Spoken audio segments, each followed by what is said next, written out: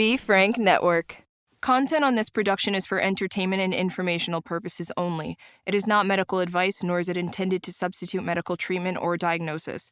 Seek medical help if you believe that you are suffering from a mental illness or are a threat to yourself or others. By using any or all of the information provided, you do so at your own risk. Any application of the material is at the listener's discretion and is his or her sole responsibility.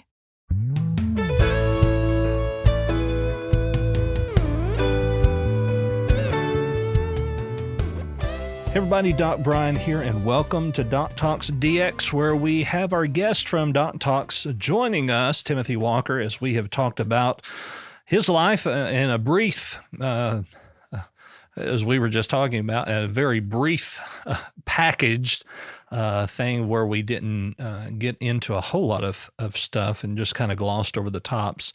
But he is back here with us again today on Doc Talks DX, and so we're glad that you have joined us here again. We kind of left off on Doc Talks and talking about your son and how he passed away in December from COVID. Now, you had mentioned that you were already under some psychological treatment due to which you blame on me, due to a commitment order. And that how that kind of really began to mold and shape your recovery efforts. Now, since Miles' passing, have you felt that you have regressed any in your recovery efforts? I would say no, simply because I do have the contact for assistance now. I have a psychiatrist that I can call. I have a counselor that I can get a hold of. That's better. I wasn't close enough. If I need the help, it's there and readily available for me. That's something I did not have before, so I don't see a crash. Honestly, I don't feel depressed.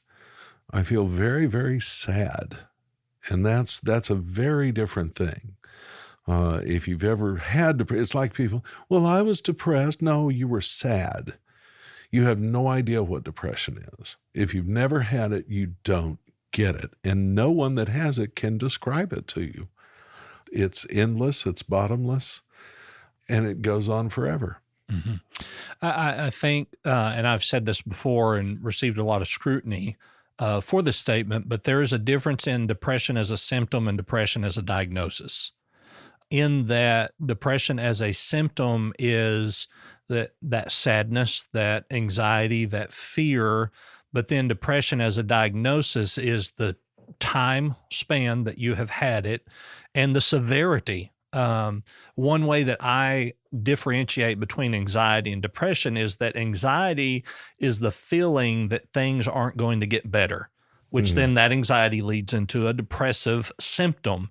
Well, once that depressive symptom turns into a diagnosis of depression, it is that no longer do you not feel things are ever going to get better, but you've come to the resolve that it's never going to get any better. And so I think that it is important to note that you can have depression as a symptom and not as a diagnosis. Now, there are some that would say, I have never been depressed. And I would say to them, you're a liar, because everybody has been depressed at some point in time in their life, not maybe as a diagnosis, but as a symptom. And if you've gone through life and never, ever felt sad or felt anxious and all those things that form a symptom of diagnosis. Can I have your life? Right. We need to know your secret so that we could both be rich. You know, sounds more like the Stepford Wives. I don't know. I kind of like I kind of like the variance in humanity. Right. And you know, I think that we go through seasons of depression that give us a different outlook about things. There's a couple that we both know that their son is an alcoholic and went through treating, him and his losing his sobriety and then gaining sobriety. Mm-hmm. And both of those parents have told me that they have more sympathy now for people who are alcoholics and parents of alcoholics because they've been through it. And it's, it's really important for us to understand that unless we've been there, then we can't we can't really say, well, I know how you feel. Oh, exactly. And even I was, thinking the other day, which I try to stay away from thinking because, You're then. the fool, I'm Yeah. afraid I've been thinking. A dangerous pastime, I know. Yeah. Sorry. No copyright infringement there. None. The Disney police are coming. So I was thinking the other day, you would be able to tell someone, I know how it feels to lose a child, Mm-hmm. but you don't know how they feel losing their child. Mm-mm. You have the familial responses, but we have to be very careful when we tell people, well, I know how you feel, because we are different organisms. We have different workings. Our brain chemicals are exactly the same, yet completely different, Exactly. And so we have to be careful there. Now, you are seeing a mental health provider, a psychiatrist and a therapist. Yes. And has that psychiatrist given you, or even your therapist given you, any type of diagnosis? Yes. Manic depression type 2. Okay. Does that sound right? A manic depression type 2 would be bipolar 2. Okay, that's the word. Mhm. There we go. Okay. That's the bipolar type 2. I still like calling it manic depression because Jimmy wrote the song. We just need a whole hour to try and explain the humor because it's really twisted. It is. One of the things about bipolar is that when you say the word bipolar, people get a little hinky, I guess is the best word. Especially, 5-10 years ago, if you said somebody had bipolar, it was, they're looking for the knife. we need to stay away from them. Yeah. He was such a quiet boy.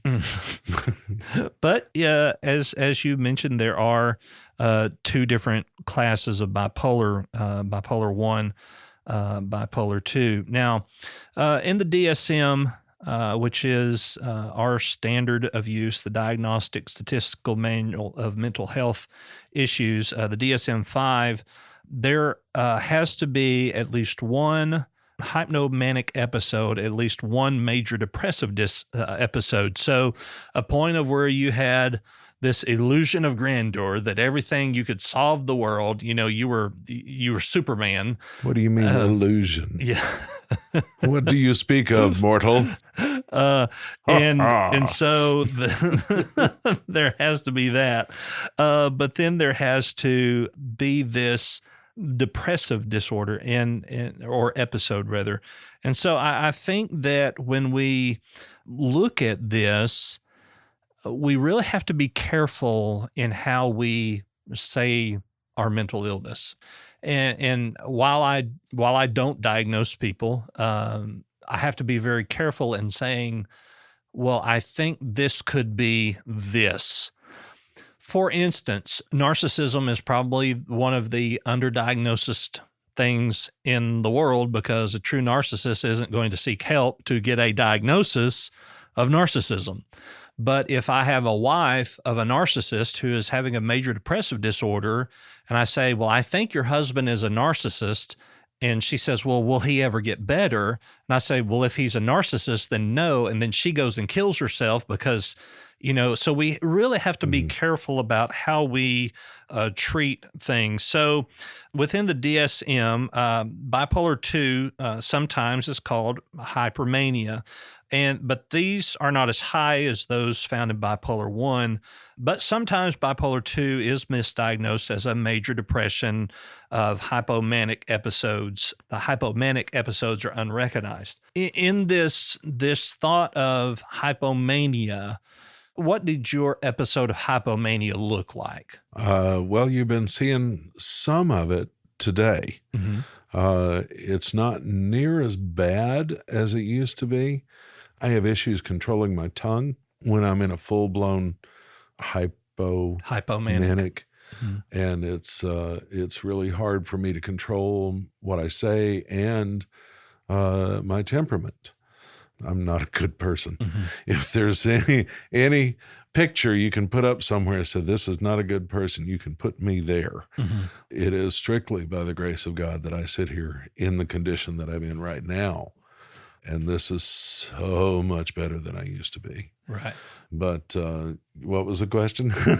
Your hypomania. Yeah. What does that look like when you're in one of those episodes? Oh, yeah. Well, and again, inability to control my tongue, my emotions swing wildly. Just because it's hypo doesn't mean there's not depression attached, because I can go instantly from 0 to screaming or 0 to depression, and go from the screaming to the depression in 5 minutes. It's, if someone has never dealt with it, they don't really understand, but I call it my hood.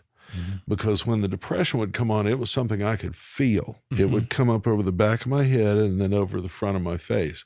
That sounds like, I don't know, like some kind of mystical, magical thing, but it's not. It's a physiological sensation. Absolutely. That has something to do with what's going on in my head, but it is a physiological manifestation of that. Right. And I hear that many times, even with like anxiety attacks, you can feel that they are coming. In a manic state, you can feel the darkness, if you will, coming over you. Now, are you at a point, though, that when you feel that darkness coming, that you know how to use your defense mechanisms to keep that from engulfing you? It's better. Okay. It's not as good as it's better, not best. Okay. Especially with losing our son, it's still fresh. It's only been 3 months, maybe, since December 27th. So whatever that is, 2 or 3 months, feels like forever. That's why it's hard to track time-wise. Yeah. I mean, if I had, if my pastor had not committed me, I would not have the help that I have now. And I promise you, I would not be here, because I did not have, even though I know the tools, you can't, physician, heal thyself is a load of crap. You can't heal yourself. You need help. That's why we have doctors. But if I hadn't had that, I would not be here, because it's done me in, but it's not done me in. I don't know if that makes sense. I am not a danger to myself or to anyone else. Of course, you're going to say that now because you're on record. And I've got it. But 2 things I came to realize. My Lord values me far too highly and has a place to call on my life that I cannot get rid of. Scripture says it's irrevocable. The other thing is, I really like myself. I really, really do. I make a lot of mistakes and I do a lot of stupid stuff, but I really like myself, and everyone else should too. And the only way I'm going to do that is to express Christ crucified through my actions and activities, which is how I get away with being a magician still and being a pastor. Mr. Ventriloquist man over there, I'm going to work on that. But it's... Don't tell all of my secrets. He's married to a 5-foot-tall little Cherokee woman that will hurt him if he gets out alive. That is true. That's Cherokee, I'm telling you.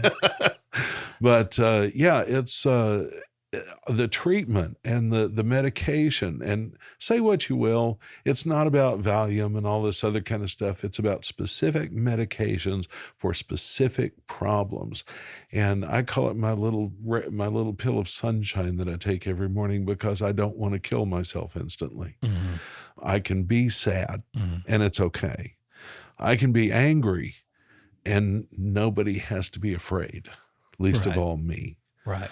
You also have to keep in mind, during that time, I was a pastor dealing with all this. I had 3 churches collapse under me because of little old widow women that didn't like the way the church was going. 1 Corinthians 9:20. I wrote it on my hand for a reason. To the Greek, I am a Greek. To the Jew, I am a Jew. I'm all things to all men, that I might save some. Right? Everybody knows it. I am the geekiest geek you will ever meet. I am the Jewiest Jew you will ever. I am the blackest white boy you will. I learn. I pay attention to people. I pay attention to their problems, especially since I have the training that I have. It makes it easier because they're not paying attention. Mm-hmm. And you can kind of see where they're at and things like that. And that's why all this garbage that I did before, God has turned into a ministry. Otherwise, I wouldn't be a magician. All that training. You wouldn't be doing ventriloquism. You wouldn't sing in a quartet.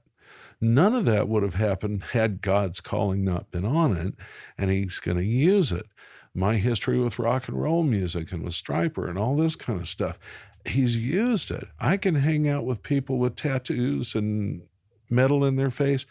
I can preach the undead Savior to a group of goth vampire kids because Jesus is the only man that ever raised himself.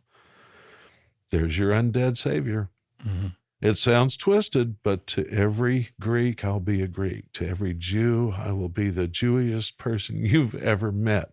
That's my job. That's my calling. That's, frankly, every believer's calling, but especially for pastors and for preachers who are bringing the word forth, which we do believe to be true, by the way. Right. And you said something that I really liked in the first end of this is that you love yourself. Oh, yeah. And there are so many people that would say, well, I don't even like myself.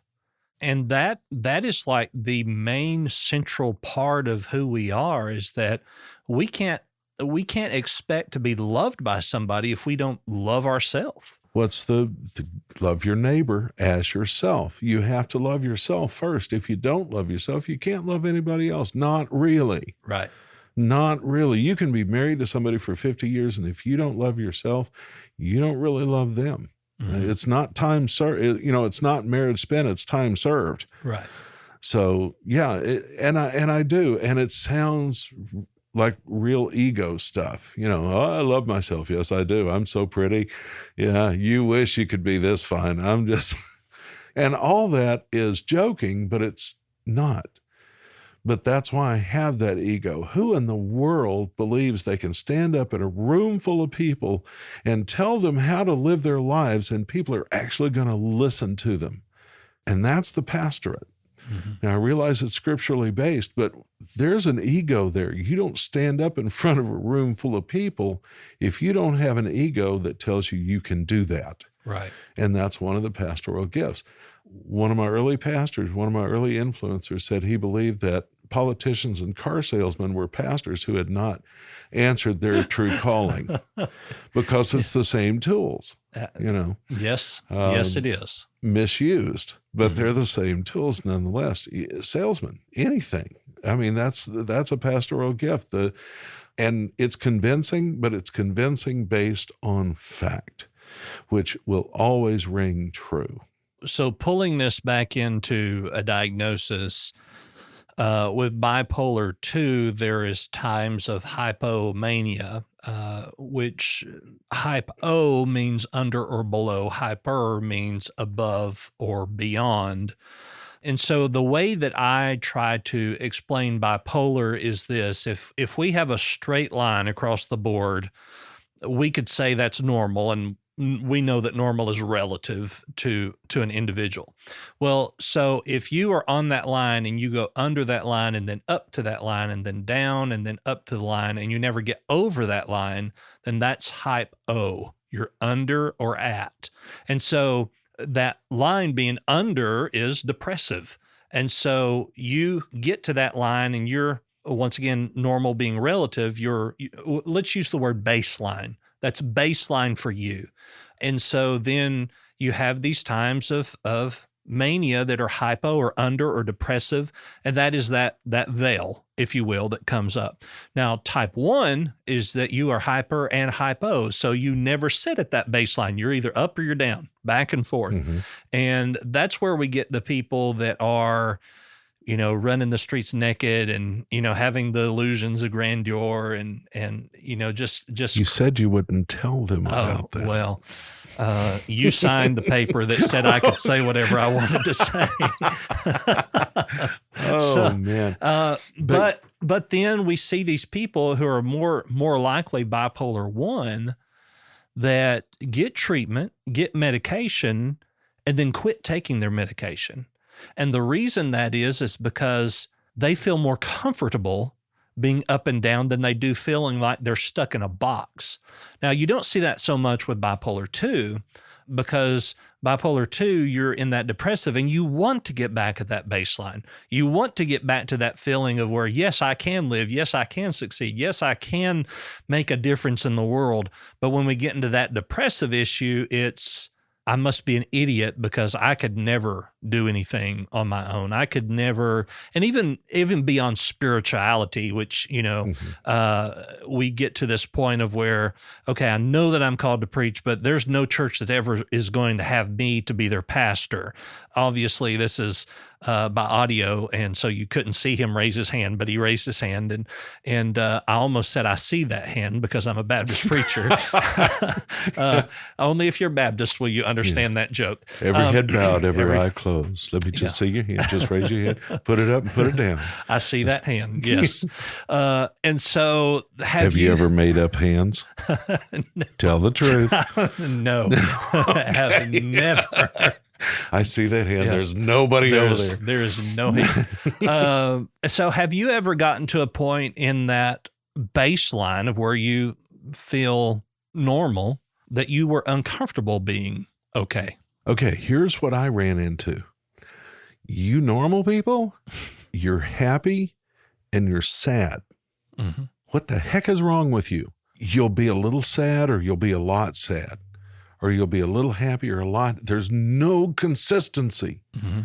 You're up and you're down and I don't like it. I can't keep up with that. All of a sudden, I'm supposed to be a little bit sad or a little bit happy. It's the variations. The variations are killer because you're so used to either being, like I say, it's worse than it is today, the wound up, or you're used to being a shadow in a hole. And all of a sudden, you've got these variations of the theme, and I don't play that tune. I don't know how. I'm having to learn, and it's an ongoing process. Now, with everything that's gone on, it's been a pretty drastic turn, clearly. And it's very uncomfortable. Oh, yeah. And I don't know. I have had clients before who were bipolar 2 that it was almost, they would say it was almost like when I blink, I was a different person. And sometimes those hypo and even hyper instances are like that it just seems like you're not a little sad, you're a lot sad. Mm-hmm. You're not a little hyper or a little glad, you're a lot glad. And there's that, you're not resting on that baseline. Now, of course, we're all going to get a little sad. We're all going to get a little happy. That's life. But with the bipolar is, and for those of you listening, bipolar in previous editions of the DSM was just called manic depressive disorder. And then over the last couple of revisions, it changed to bipolar, which, like you, I would prefer manic depressive over bipolar. But as technology and research has come, we see that bipolar is a better name. So when it comes to bipolar, it is a chemical reaction. And so there has to be a medical treatment for it. Bipolar is not something that you can, let me back up and say, if you were truly diagnosed bipolar, therapy will not fix it without medical intervention. Right. And that's where people get kind of jacked up in things as, well, I don't want to take pills and I don't want, well, at what extent do you want to be better? Well, see, and that was part of my issue because I do have a very addictive personality. I have been addicted on pain medicine for there's 4.5 years I don't have a lot of memory of. The first 4.5 years of my son Miles's life, there's big holes in it. I don't do drugs, I'll take medication, but I don't do drugs. So before I was willing to take anything, they had to explain what it was because I wasn't touching it if it was addictive kind of stuff. And thankfully, the very first medications that they put me on were the right ones. It was like, well, I told you I call it my little sunshine pill. It's probably lamotrigine or It lamictal. is lamotrigine. First day after taking the medication the previous day, the first day I was better. It was that fast, and having a lot of issues sleeping, a lot of, stuff like that. And just quetiapine, take that at night. That's my Which little is Seroquel. That's my little teddy bear. Yeah.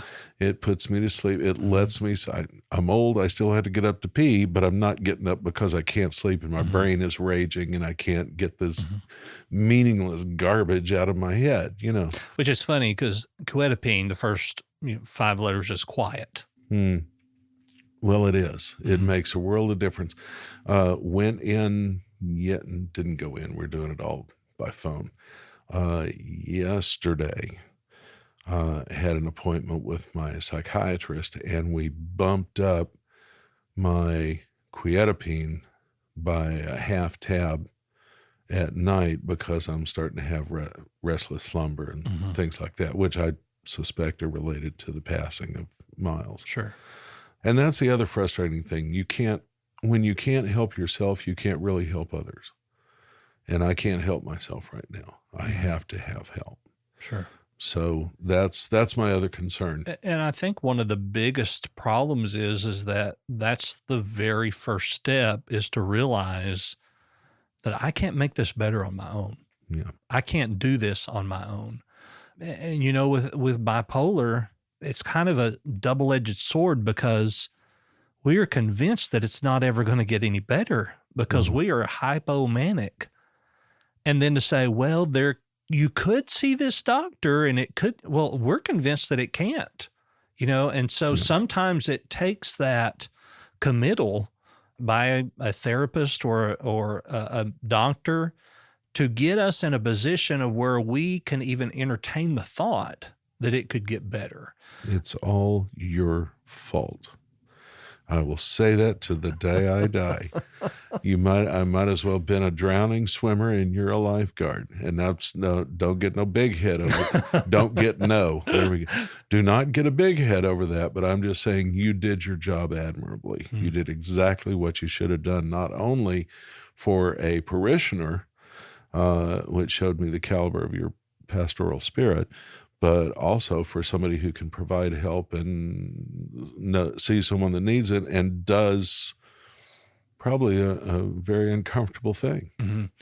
Yeah, I mean, not just as a pastor, but as a therapist, it's very difficult to commit somebody, especially when they're suicidal. I know of a family who their child was a raging alcoholic, to the point that they were able to go to the courts and get a commitment order. And when that 72-hour, which I say they were a child, they were an adult, they were in their 40s. When that child got out, called their parents and said, I'm going to make sure that you don't ever have control over my life in this manner again.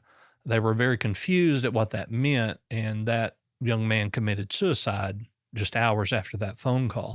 So it is very difficult for us. But it comes to the point where I had to say, if Timothy never talks to me again and he hates me for the rest of my life, at least I can sleep at night knowing that he lived another day.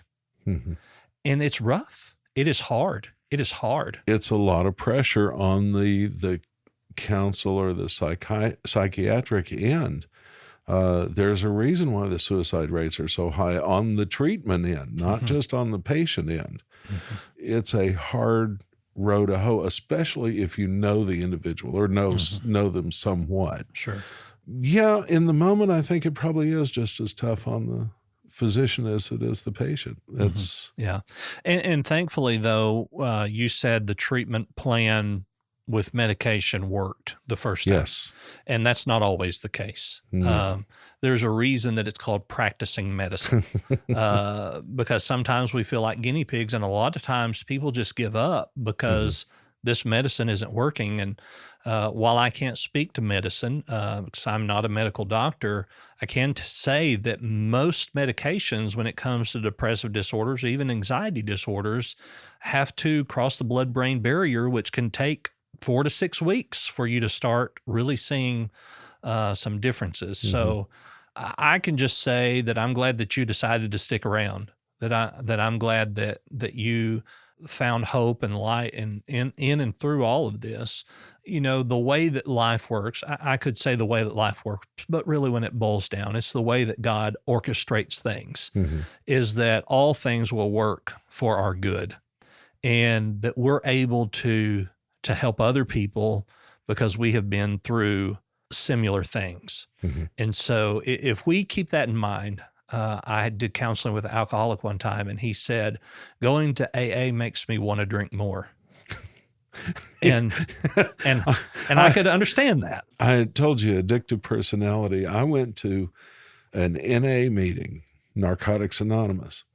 Went to that meeting, ended up smoking a joint in a dude's car out in the parking lot, and went home. Yeah. It just, so what? And so what I told this person was, imagine that you're going to this AA meeting to learn how to teach it and how to lead it. And when he went with that mentality, it worked. It's all in how we are looking at things and how we are perceiving things around us. But we're in that hypo state, or even that hyper state, we can't see it. Now I'll ask, did he have a pretty good ego on himself? Yeah, he was very self-confident. That's what it sounded like, because I'm hearing myself in this. People think I'm kidding when I say I'm a blessing to all humanity and everyone should love me and look how pretty I am. You've got a face for radio. I mean, you're and a just voice beautiful. for newsprint. Yeah. Oh, absolutely. But people think I'm kidding when I say that, but it's a joke, but it's not, because I really do believe that. And I had to come to grips with that because I'm not in charge. Carol is. See, you're going to make me violate scripture here. No, he's in charge. We serve him. I serve her. Yeah. Yeah. So anyway, but yeah, it's finding out you're not in charge. I've been saved since I was 9. Like I say, I'm 60 years old now. Got into ministry in 2002. Finding out that you are not in charge, for me, it could have gone 2 ways. One, what do you mean I'm not in charge? I'm in charge of everything. Or, good, I'm tired. I don't want to be in charge anymore. One of the things I complain about is the pastorate has become a job. You send a resume in, you go in and preach maybe, or send them a video, and then they like vote on you and all this kind of stuff. Okay, whatever. I don't send out resumes. I just don't. Either God's in charge or he's not.